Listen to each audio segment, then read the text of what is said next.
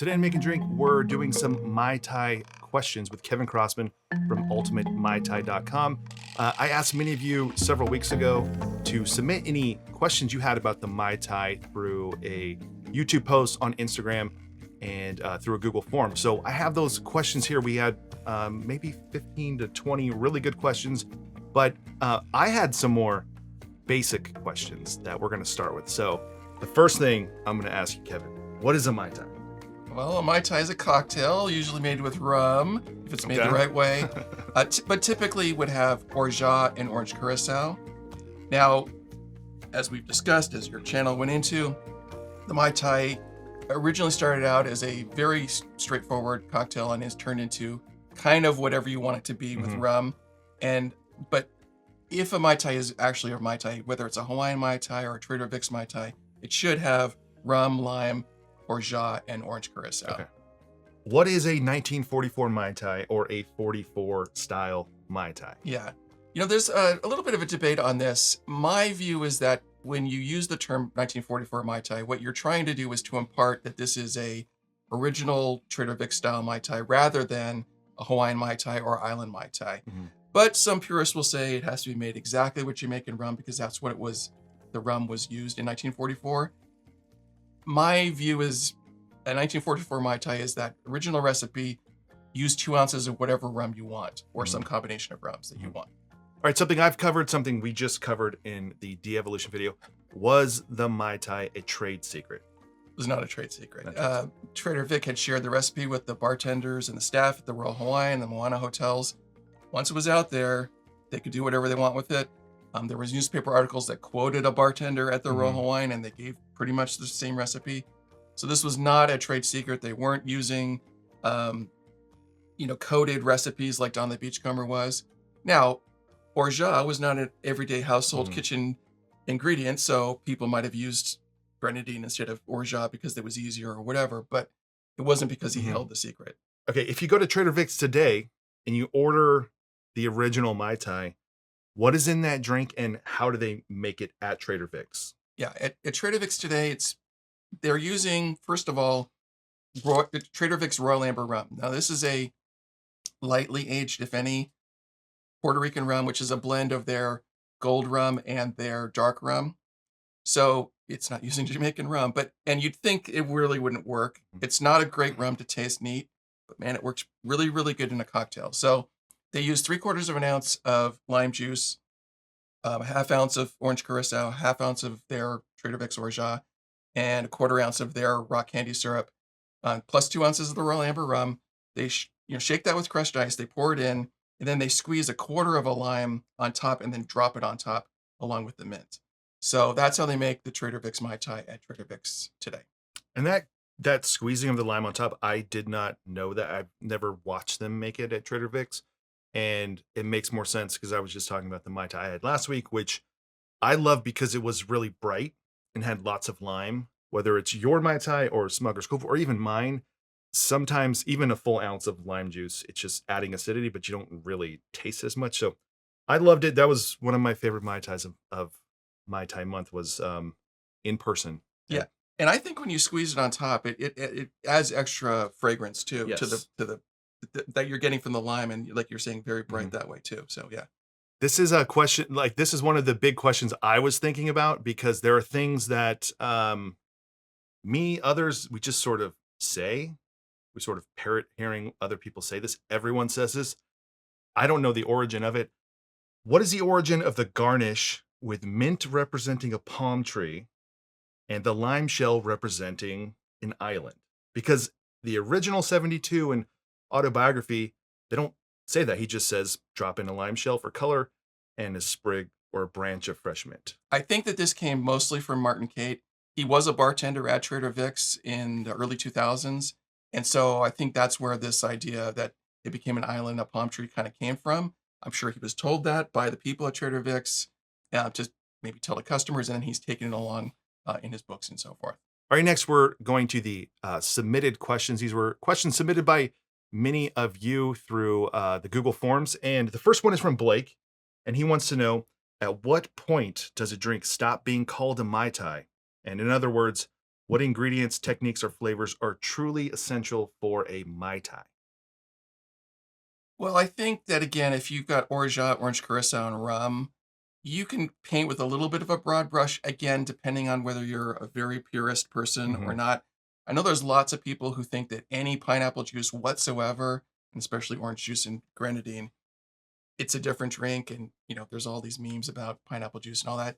And you'd think for somebody like me who runs a Mai Tai website that I would be in that camp, but I'm actually okay if, especially if you go to a mhm, restaurant and it's called a Mai Tai and it's got pineapple juice, as long as it's on the menu there and you can mhm. see that that's what you're getting, fine by me. And I like many island Mai Tais. Mhm, So if you're using a different spirit, especially wholly a different mhm, spirit like mezcal or tequila, mhm. it's not a Mai Tai. You got Yeah. to have some rum in there. And if you're not using any orange curacao or orgeat, it's probably not a Mai Tai either. Question from Goran, who asks, should we shake this with the spent lime shell or no? Depends on your preference. If you share with the spent lime shell, you're going to get some of the oils off of the lime.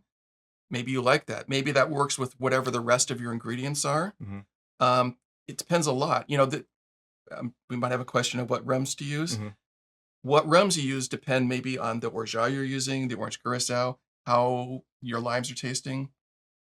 So it really depends. Yeah, and what's hard, I bring this up in another video too, is that Trader Vic's words are often contradictions, but my explanation for that is there are more words from him than anyone else. There's 5, 6 plus books that he's sharing recipes for cooking. He has a Mexican food cookbook, and all of these things, like, you have thousands of words from him. You have 0 words from Don the Beachcomber or Steve Crane or other people.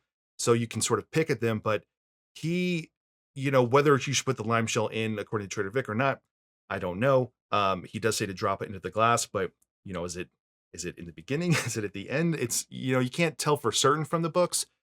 If you want to know about what the lime shell does to it, you have to do some blind taste testing. I don't think my palate is sophisticated enough to really know that. You should go to Instagram and ask Garrett Richard if you should put a lime shell inside of the tin or not. But you will get bitterness there's bitterness throughout the lime.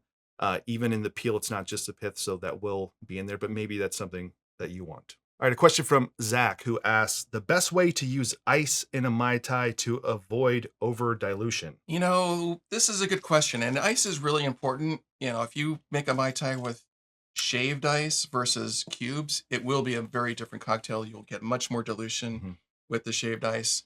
Nugget ice or crushed ice is sort of the happy medium in between. And I would not put myself out there as a ice expert on this. I just use crushed ice, and mhm, that's fine, and for me anyway. And but I think it's another thing where you have to really play with it. There's a lot of techniques out there where you put in crushed ice, but you put in cubes in your shaker as yeah. agitator cubes. A lot of other people have done much more research Mhm. and testing than I have on that. Uh, Choose your favorite person that you want to follow and try it yourself. Yeah, and I think if you're looking at the words of Martin Kate or like Garrett Richard, like, if you like what they're doing with other things, then there's probably a reason for that, and they probably have tested that pretty extensively if it's published in a book. And the amount of ice you use in the drink, I don't think it's super relevant because you're using this same size glass, which is 14, 15 ounces, and you can't really do too much ice in it. When you're shaking things with your shaker tin, it's hard to over dilute. There's a certain like equilibrium that will get reached in there, but these hold up well to dilution. And I would say when I have a Mai Tai, usually if I'm at home, I often I'll drink it and then just let the ice melt and continue drinking it. And it's one of the benefits of using a good rum, something flavorful, is that it'll get down to like everything is melted and I will finish it. I don't. I've never done that. Never, never. All right. So this next one comes from Rob, who asked, there seems to be strong connection between the margarita and the Mai Tai as an evolved daisy style cocktail. How did orgeat work into the evolution? Seems like the oddest of the ingredients. Like, why no cream of coconut? Okay, well, there's a couple different parts to that question. Trader Vic used orgeat in a lot of his recipes. It was a French ingredient, and Vic was from French Canadian origin, so I'm sure it was an ingredient that he was familiar with in his family growing up, and that became the sweetener that kind of stood out in a lot of the Trader Vic's cocktails, the Scorpion and amongst others. And so then Mai Tai is basically a daiquiri or a daisy riff with rum and again these different kinds of sweeteners, just to give a little extra, Mhm. different flavor. And Mhm. so, uh, the people that think that Trader Vic stole the recipe from Don the Beachcomber and all this stuff, remember that Trader Vic did travel to Cuba in the same Mhm. time period, and this is much more closer to a daiquiri. There's a Santiago cocktail that has Mhm. everything in here with Yep. Cuban rum, but no orgeat. Easy to see how Mhm. Trader Vic could have like, hey, let's have a special rum with a long aged Jamaican rum, and we'll throw a little orgeat in there for extra flavor. Yeah, and when they're developing cocktails, they're using what they have on their bar. They're not necessarily going to the store and buying stuff. He used orgeat before um, the the bog cutter, the kava bowl. Those things had orgeat. They came in before, so it kind of became his signature ingredient. Orgeat was also featured in the mid 1800s in the Jerry Thomas books. Now, all those bartender books from the mid to late 1800s, almost all of them copied word for word Jerry Thomas. So you see the recipe to make orgeat come into those. Now, just side note, originally orgeat from France would have been made from barley. We're talking well before cocktail in America times. If you don't know about a daisy, the idea of a daisy is a drink that gets its sweetness from a liqueur. So often an orange liqueur, like a margarita using your tequila and an orange liqueur. However, the word daisy comes up 33 times in the 1972 Bartender's Guide, and most of those are not Jerry Thomas like drinks. A lot of them have grenadine. So he was just using that term, and he had daisy drinks. So if this was a riff on a daisy, I don't know. I think he published so many of his recipes. If he had a I think there might even be a rum daisy. So this was just something that he made one night in Oakland, California, and his friend named it Mai Tai. All right, now moving on to a little more specific ingredient question. So no name for this one, but what was the original rock candy syrup like? Was it just a 3-to-1 syrup, or did it have a slight vanilla flavor to it as well? That's a great question. Unfortunately, there's no real documentation Yeah. about this. There's a lot of debate about what the sugar ratio should be for raw candy syrup. Some people say 2-to-1, some say 3-to-1, or even more. I don't know. I left that off when I was talking about the Mai Tai because I don't think it matters at all. If he was using a 4-to-1 or a 1-to-1, it doesn't really matter. If you think it's way too sweet or not sweet enough, then you just add more sugar, whether that's granulated sugar or simple syrup or whatever it is. So that's really a preference thing. So I intentionally left it off. But then when this question came in, I started researching rock candy syrup a little more. And I don't know if there's a great idea here, but I think I'll have a video eventually on rock candy syrup because I did find one historic recipe that I'm trying to confirm that would probably shed a little more light on rock candy syrup. I would say that the people who only use orgeat in a Mai Tai, you're missing out a little bit by having a rich syrup, Mhm. maybe demerara syrup, raw candy syrup. Um, Better than simple syrup, or more rich than simple Mhm. syrup would be, I think it really helped to give a better mouthfeel for the cocktail. Yeah, I think if you're trying to perfect your own Mai Tai, something I haven't done yet, but I will be doing is making an orgeat with a demerara sugar because bars don't do that because they want their orgeat to go in a bunch of different things or they're buying it. So they're not going to make one specific for one Mai Tai, but you might want to try using different sugars in your orgeat to maybe up the intensity of the almond and then still get that richness. It's like if Martin Kate would have made his orgeat with his rich simple syrup together, Right. combined type thing. You Yeah. could always try that. All right, what specific rums, orange liqueurs, and orgeats available today are the closest to the ones originally used by Trader Vic? I'm gonna cross off the rum part. We'll get to that later. So, what specific orange liqueurs or orgeats available today are closest to the ones used by Trader Vic? Well, that's a Don't whole know. deep dive that you did on your channel. Yeah. I would say something like De Kuyper probably is closest to what it would have been back in those days. Um, Bowls probably is another one that's in that same category. And if you want to use something that is historically accurate. I think, if you want to go into the rabbit hole, more power to you. But at the same point, you're not going to get it Hmm. exactly as it was from back in those days. Not the least of which is the rum. You're not going to Hmm. get so. Focus on what tastes good to you today with the ingredients you can buy today. What is affordable to you today, I think, is a better way to be thinking about these ingredients for Mai Tai Hmm. and what you want to put into it. Yeah, and the orange liqueurs, you know, I reached out to De Kuyper in the US and De Kuyper in Holland 3 times to try to see if they would tell me if their recipe changed, and they never got back to me. So has their recipe changed? We don't. People say that, but we don't know for certain that it did. It probably did. But unless you can find a bottle of that from 1944, and even then, it's been sitting around for a long time in a clear bottle. So we have no idea. The ingredients used in the original aren't necessarily better than the stuff you'd find today. And if I was to guess, because the options we have today and the quality today, you're probably going to be able to find stuff today that's better. You don't know what the lime tasted like in 1944 necessarily. We don't even know if he was using the P. Garnier Orgeat. We don't know. That's kind of not a great answer, but we don't know. Right. Don, what makes the most distinct Orgeat? I think he wants to know uh, different nuts, whether it's almond, macadamia. I will be working on a pecan orgeat because I've never had that. But is there one that is more distinct than the others? That's a good question. I think that almonds probably are on the lower scale Hmm. of being especially forward in syrup like that. So yeah, I think that I've not done a lot of comparison testing with all these different Hmm. nuts.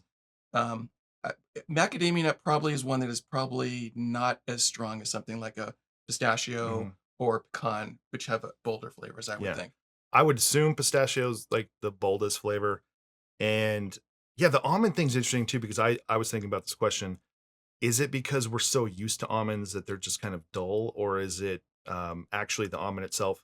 But to me, almond flavoring is it's sort of everywhere, so it's pretty recognizable. But there's that's something you're gonna have to try yourself. I don't love the macadamia nut orgeat as much. It's not like a preference. So if I make it, I just use almonds. All right, question from Harry. Where did the orgeat come from, and how did it make its way to Trader Vic? Again, I think you kind of covered this in the video. It's an ingredient that would have been common in France, came over, French Hmm. Canadians, which is Trader Vic had French Canadian background. So I'm sure that's kind of how it ended up in Oakland, California in the 30s and If you 40s. want to literally know how it got to him from J. Wiles and Son Company, which was his distributor. Their stickers are on the labels. Their sticker is on this bottle from the 30s, which I'll do a close up of. Julius Wiles, Sons and Company, 1877. They survived even the prohibition. They were still able to import some things. There's obituaries on the founders of that company. They're pretty interesting, but they distributed at least a lot of Trader Vic's products in the 40s, and their stickers are always on the top of the bottles that they import. So that's where it actually came from. Jeremy asked the question: have you tried using Hamilton Petite Shrub compared to JM in the orange? I guess that's in my orange blend. I've not tried Hamilton Petite Shrub. I thought that I ordered it from High Time, and then when the order came, I realized I didn't order it. So I've not, I've not tried that. I have tried it. True story. I was at Smuggler's Cove a few years back before the pandemic. We were there. I always loved the Mai Tai at Smuggler's Cove, so I ordered it and I tasted it, and something tasted funny. Did not taste like the Smuggler's Cove Mai Tai that I'm used to. I tasted it again and I was like, okay, I'm not imagining things. I asked the bartender, did you change your orange curacao? Because they'd been using Hmm. Ferran dry curacao.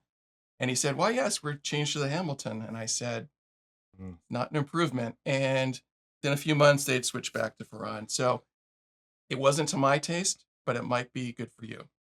I've not had it. I'm assuming it's closer to like a Clement, and I just want to put this on the record. I don't hate uh, Pierre Ferrand dry curacao because I think everyone thinks I hate it.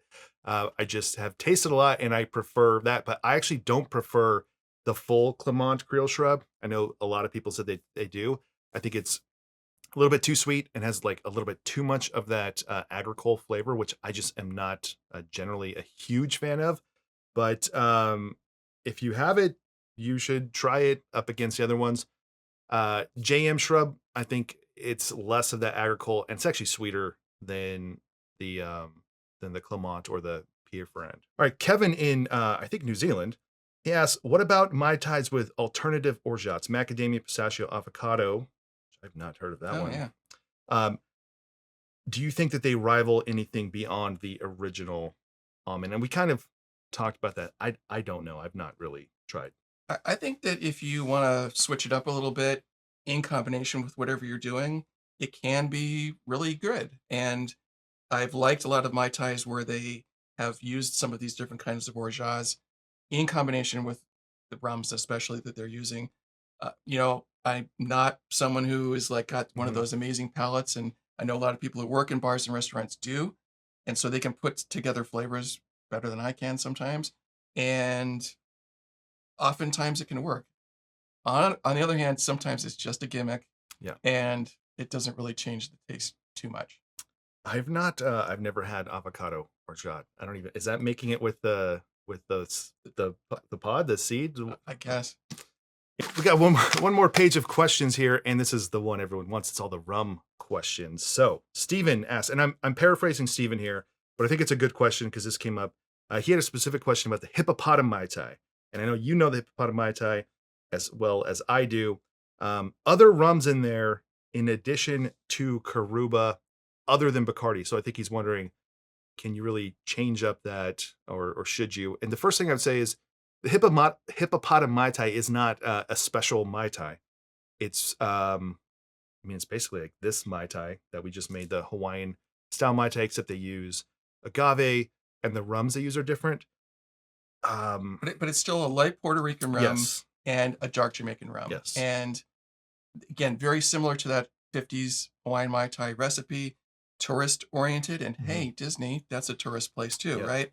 So, you know, if you go to Trader Sam's, especially in Anaheim, Mhm. and you look at their back bar and you see a rum that you prefer, ask for it, and they'll make a fantastic Mai Tai because those guys Mhm. really know what they're doing and can work with you in Anaheim, especially. Well, their mai tai specs are, it's a mai tai. It's not gimmicky except for the agave, but that's not a gimmick. That's just a different sweetener, which works just as well and doesn't really taste different than a simple.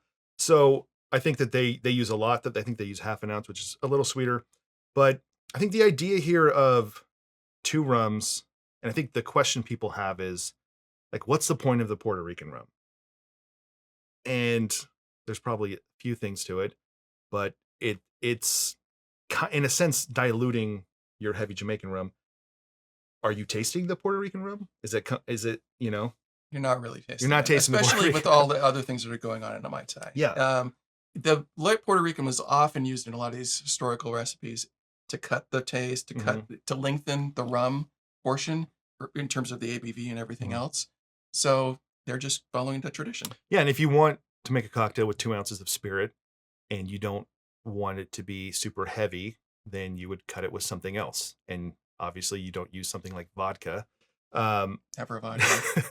and I mean, essentially, your rum blend, there's a lot of other things going on with flavors, but you're not using 2 ounces of Smith and Cross. You're sort of cutting that flavor down too. So it's the same premise. There's probably a lot to it as well that has to do with costs. For instance, if you I mean, Coruba's is cheap, but if you were using Appleton 12 and let's say Bacardi, Appleton 12 is $50, Bacardi is $10. So now you get two bottles for, $60. Where if you use something else that was even like Appleton 8, two bottles for that will cost you $80. So there's a Mhm. lot of cost things that bars are doing, but they're using something that's super flavorful. Coruba, Worthy Park 109, those dark Jamaican rums, which have a ton of flavor, and then cutting it down. All right, Josh asked a question, which I think we just kind of answered, but does using multiple rums in a Mai Tai really make a difference and why? And I think we can push this a little farther because the Ultimate Mai Tai blend is 4 rums, and you did a lot of work to that. Let's jump into that. Like, why does multiple rums make a difference? And then why did you choose 4? Why did you choose the 4 that you chose? Well, there's a couple things. One is if you're trying to do something unique, if you just do Appleton 12, your Mai Tai is going to taste like every other Appleton 12 Mai Tai. So if you want to mix up the rums, provide your guests or your people that come to your home bar with a unique blend, then put together 2 or 3 or 4 or whatever number of different rums to give it a unique taste. The old Don Beachcomber saying, what one rum couldn't do, 3 rums can do. Mm-hmm. It's the same idea. You cannot make a single rum that tastes like the Ultimate Mai Tai because it is a blend of these 4 different rums put together in a unique way. Yeah. So that's really what that's all about, is to give and I think especially with bars and restaurants, they have access to these kind of rums that the average home bartender wouldn't have. And maybe it's a rare rum, maybe it's some special blend for them. You can't buy it at home, so the only place you can get to it is that bar, which of course is what they want you to do, is come and patronize. The idea was to put together something that was a little more boozy and something that was more pot still, more Jamaican forward than some of the Mai Tai blends that you see out there at places where they combine different rums. That's my taste. That's what I like at 50% ABV and a lot of Jamaican and a lot of bold flavors. But however you do it might be different. And it depends on your guests too. Yeah. Like if I was going to have a party or something where that was on the menu and it was somebody who maybe wasn't going to be okay with that, I might do something like an Appleton 12 or Appleton 8, which is a little bit more toned down, or even a Barbados would be a good choice. That's still going to give you some rum flavor, better than a Puerto Rican rum, but maybe not hit you over the face. Yeah, and it's like, there's people who do a lot of Mai Tai stuff online, and they just use Dr. Bird in a Mai Tai, which I'm sure that tastes great to you. I personally wouldn't want it, and that's something you don't want to serve your guests that don't know rum or like rum. Okay, so Jose has a question. Given what we know now about the original Wray and Nephew and the newer Appleton Legend, what are we looking for flavor-wise with the rum to stay close to the original? Now, I will say I've not had that original, but I know someone who has had it a couple times on different continents, and he's right here. So you've had Appleton 17. You had it in London and Smuggler's Cove? Yep. Maybe another time, or just those 2? So far, just the 2 times, although I think I have a lead on another event we're going to be doing. Someone's going to bring a bottle. But the thing about this rum, it's $500 a bottle. Yeah. And when you taste it, it is a very good rum at 49% ABV, but it's probably not comparable to some of these cast strength rums and other things. It's very flavorful, but just tasting it neat, I don't know that it's that special. Yeah. But I've got to tell you, in a Mai Tai, that rum is fantastic. It is such a long finish when you take a sip. It just goes on and on and on forever. Much more unique than anything I've ever had before in my life. And so, if I like Mai Tais and I want to have a bottle of that, and it'll be expensive, but I don't know the difference between drinking rum neat versus drinking in a Mai Tai or some drink like that you really want to have. Either way, you're spending the same amount of money, exactly. And why should you limit yourself on the Mai Tai?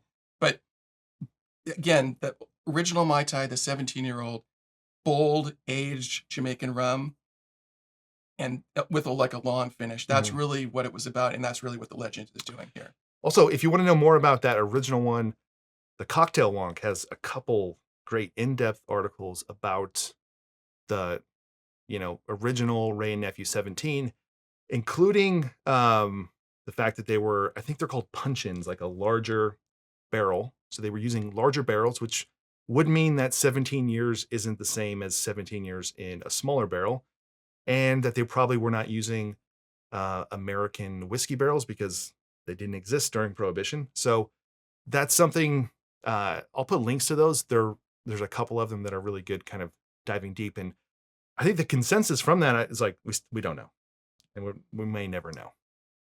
But however, Appleton kind of shared that they were following recipes for that bottle. Yeah, the way that they fermented it, the way they distilled it, was more in line with the historical recipes. And the legend is a 4 distillate blend, so they tried to do their best to get to that original recipe, so to speak, and put it out there.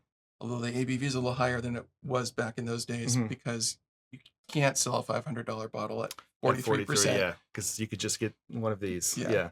And they took a lot of heat for some of the things, but they did have to. They had to decide on this 17 years ago. It's not a blend of rums where some are 17 and some are 5. Like Right. the youngest in their 17 years. So 17 years ago, I was not doing cocktail stuff that much. I was drinking Tom Collins's, and the Smuggler's Cove book wasn't out. Smuggler's Cove wasn't out, or the bar wasn't open. So you didn't have maybe the demand they had now. And I think had they known the demand, which they could not have known, they probably would have made more. Or maybe, we don't know, right? We don't know. Okay. Question from Adrian, who is from Mission Mai Tai on Instagram. What's your personal preferred rum to use in a Mai Tai? What's the best one you ever had? All right. So my ultimate Mai Tai blend is Appleton 12, Smith and Cross, Plantation Jamaica, and Plantation OFTD in equal parts. So that's my ultimate Mai Tai blend. That is my personal favorite. And the best I ever had, that Smuggler's Cove with Appleton 17 was really, really good. I did have another one that comes to mind. At Kontiki in Oakland, they have a rum list where if you do 100, then you get your name on the wall and all that sort of thing. So when I got to 100, I worked with the guys at Kontiki, and they put together a little special menu Mhm. for that event, some cocktail specials using these rums. And so they had the Ultimate Mai Tai on the menu.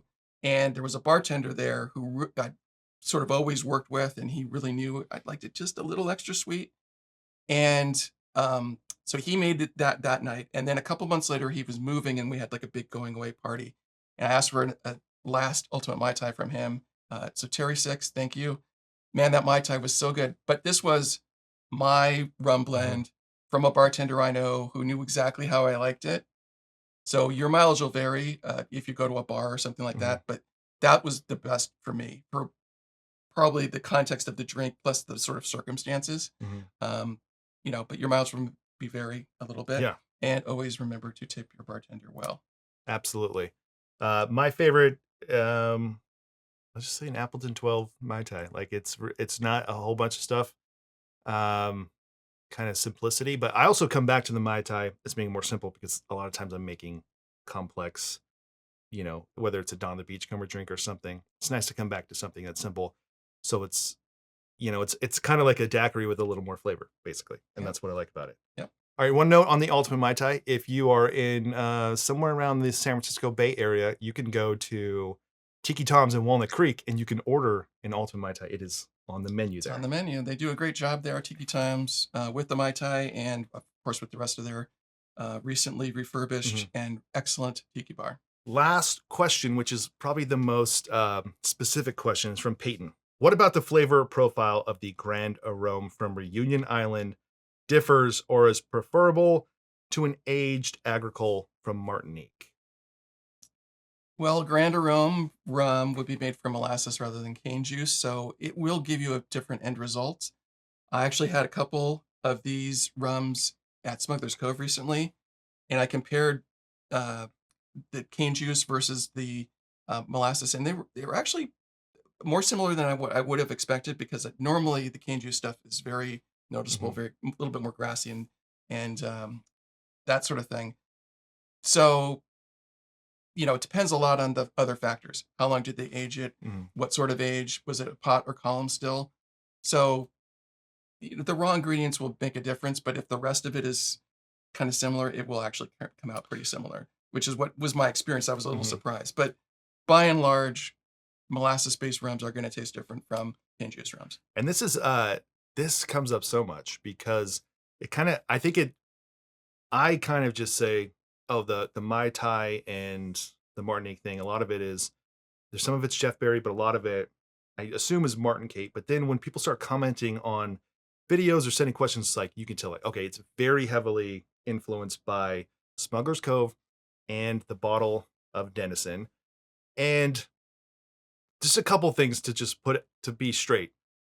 It doesn't say in the book that Denison is trying to be the Appleton 17. It's trying to be the second adjusted formula, which he used an aged Martinique rum, which Martin Cape believes is molasses based, which they just don't make anymore. You can't get a molasses based rum from Martinique, but in the sort of French islands, the only one that, at least recently, that makes it is from Reunion Island. And Cocktail Wonk has deep dives in this. I think it's called La Galleon is the distillery. You can't really buy that. Holmes Key did have a Reunion Island release that was molasses, but that was, I believe it was unaged or it was filtered. So does that taste like what they're using? Denison uses a big bottling house to make that blend. So they're getting that from that distillery. But if you're trying to do the Denison blend or the first or the second adjusted one, my opinion is like you just don't touch anything from Martinique because it doesn't exist. One thing I will credit you with in your Mai Tai history video, you went into this Martinique thing, and you noted that probably it was a molasses-based Martinique rum that was in that second adjusted and in the Trader Vic's Mai Tai rum. But at the same time, during the same period, they were often calling for St. James, which is an agricole. They did it at the opening of the Trader Vic's in Havana, very short-lived. And was called for, throughout the 60s and even into the 90s and beyond. Yeah. So, a Martinique rum, Trader Vic's, it could be this or this, depending on the circumstance or the timing. Yeah, and that's where we don't know what Trader Vic was trying to do when he was developing that blend. Was he trying to make it like the original?